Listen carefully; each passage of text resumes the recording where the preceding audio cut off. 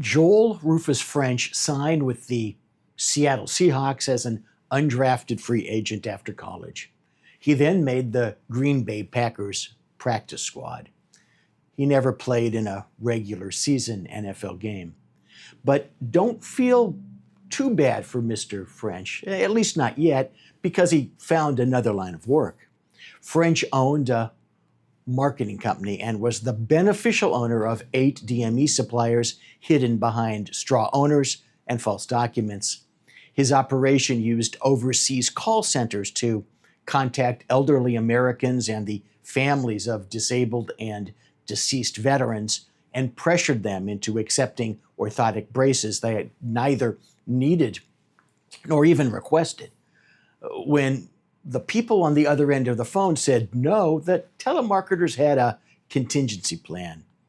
Call recordings were altered to make it appear that beneficiaries had consented to receive the braces. French also paid sham telemedicine companies kickbacks to obtain signed orders from doctors and nurse practitioners who never examined and often never even spoke to the patients. He sold the orders to marketers and medical supply companies, which then submitted claims to Medicare. All in all, the schemes billed approximately $197 million to Medicare and VA programs.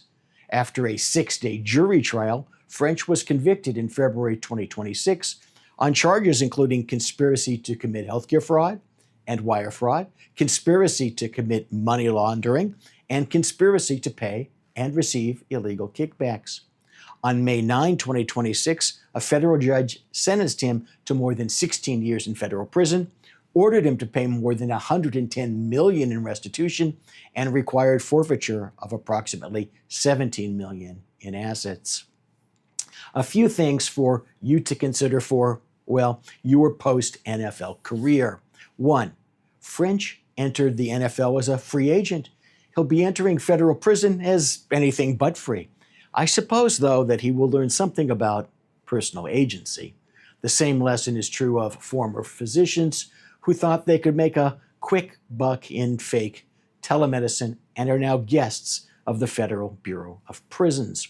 2, the altered call recordings are worth a moment of your attention.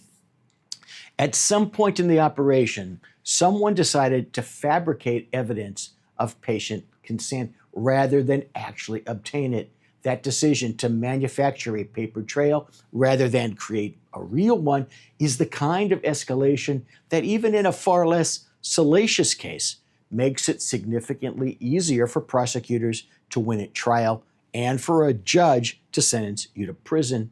3, French owned the marketing company and the DME companies, but he wasn't the one on the phone in the overseas call center.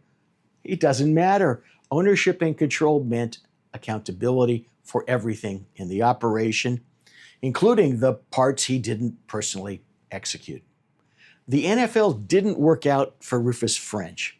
What he built instead will cost him 16 years, more than $110 million, and presumably whatever was left of his reputation.